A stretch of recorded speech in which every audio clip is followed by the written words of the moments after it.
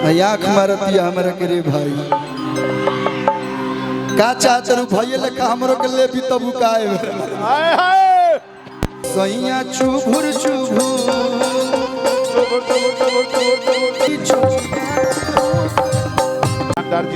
अच्छा लगा लोग तो ताली बजा दे लो बीच बीच में देखिए आप लोग के प्यार और आप लोग के आशीर्वाद पावे खातिर हमनी के सब कलाकार आए ना सुन सही बात। हाँ डिम्पल जी तो बड़ा सिंपल लिखा लगा तरी। आप कहेंगे हमको सिंपल। सिंपल का मतलब क्या होता है? क्या होता है? सादगी, शालीनता, व्यवहारिक। नहीं नहीं, डिम्पल का मतलब ये होता है कि जो लकी होता है ना उसके गालों पे होती हूँ मैं। सिंपल का मतलब होता है कि ओरिजिनलिटी बनावटी तार दिमाग खाली वही जो रही वही जो के हवन हो गई से। डिम्पल जी ऐसा आप बोली ना भैया हमारा तनी मनी लागल आप बोली गाल में गड़ही होता है जो सॉरी गाल में डिम्पल होता है उसको डिम्पल बोलते हैं। हाँ छोटो बाबा हंसलन तो चार चार को गड़ही आवेला ओकरा का कहल जाला उनके साथ के तो हम आऊं यहीं से हमारा हो जाला। ए सैया चुभुर यही गाना ना शिल्पी जी भी आई हुई हैं तो लोग एक ही साथ ड्रेस के मैचिंग मिला के लू लोग का भैया भैया नमस्ते भैया शिल्पियों को बोला कुछ कलाकारी भेजे के जोरदार ताली एक बार फिर से आप लोग बजा के स्वागत अभिनंदन कर दीजिए। आओ शिल्पी हम शुरू कल यहाँ की जितने भी कलाकार आए हैं वो सारे कलाकार बन के नहीं फैमिली के मेंबर बन के आए हैं। आज देखिए सब लोग जुटा धीरे धीरे आज जैसे ही लोग जुटी एजा से हम छूटी। हेलो नमस्ते मैं आँख वाली भगवान करस अगला साल तार बियाह शादी हो जाओ। हो गइल बा काहे कि ऐसे तो तू मोटइबू ना नहीं तो एगो काम कर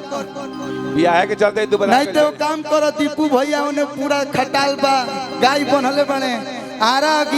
एक एक महीना पे दूध टाइम आइल करे जके दूध बड़ी सेट करेला शरीर वो में। ये कहलू वो थान तक दूध पिए के बड़ी तो फायदा करे।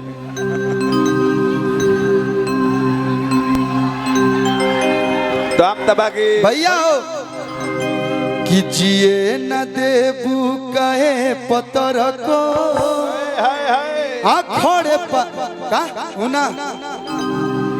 खड़े पर ले बुकाए सवर को आँख मारतिया हमरा के रे भाई का चाहत रू भइए लेखा हमरो के ले भी तब काए बजा के भैया छोटे भैया की बात की मैंने। हाँ भाई हमारा रहते बोल रे पगली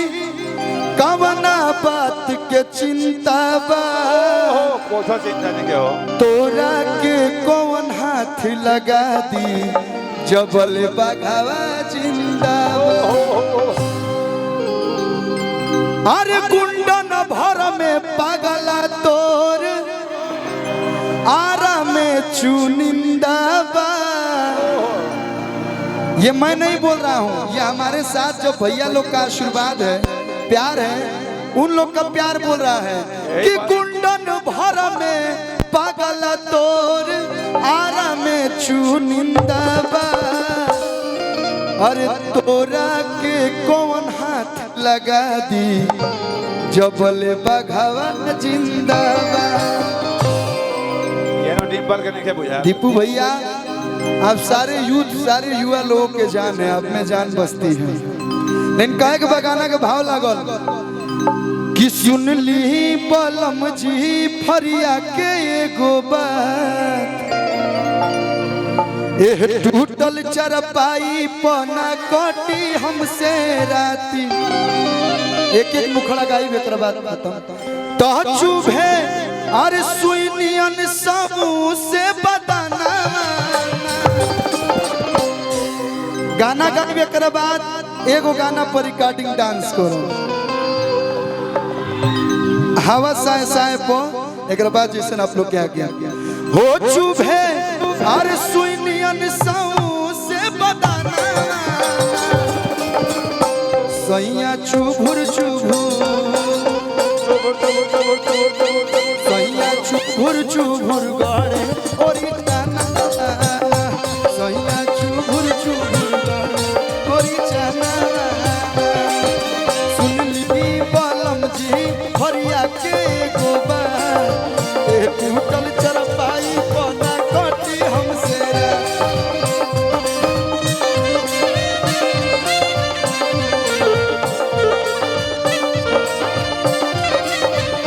हो चुभे सुनियन सौ से बदना चुभे सुनियन सौ से बदना ए सैया चुभुर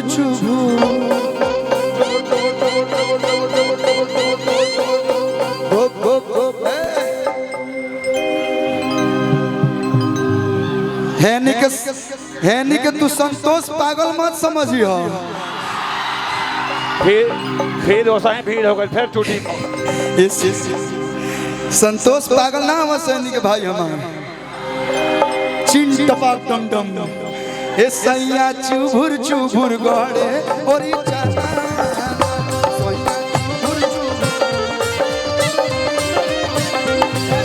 चुभुर गड़े ओरी जाना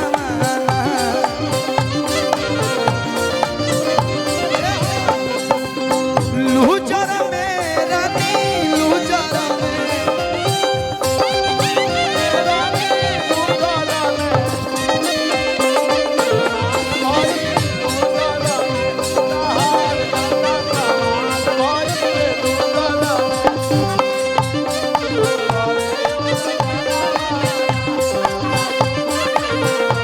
भैया हमनी के पहले ऑडियो कैसेट करवात रहे 8-8 गो गाना आवे गोलू भाई 7-7 मिनट 6-6 मिनट के गाना फिर ट्रेड चेंज भाई 3 मिनट के गाना आया अब इंस्टाग्राम चलता 30 सेकंड में मन उबिया जाता है अरे अगर 5 सेकंड मानो भी आ जाती 30 सेकंड में सब चाहिए यही इंस्टाग्राम पे एगो हमार पुरान गाना वायरल भइल बा अरे कोमन दारा चियाई कहिला सिलाई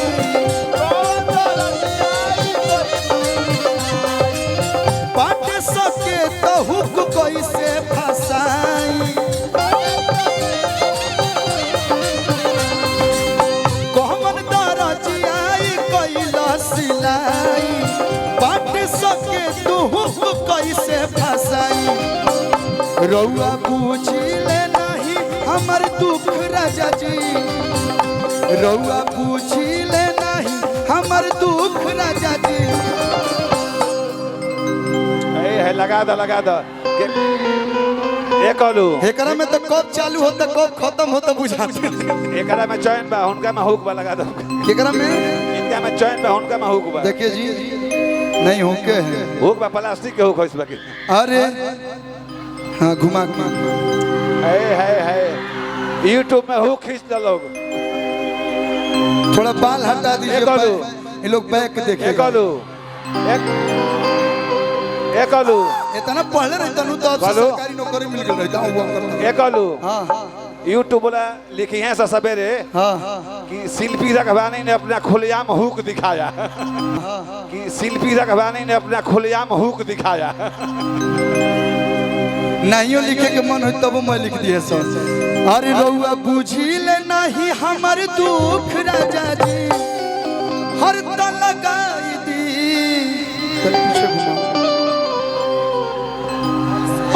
मायका रिकॉर्ड हमारा के रोज देखावेलु है ना देखावा त लगाई दी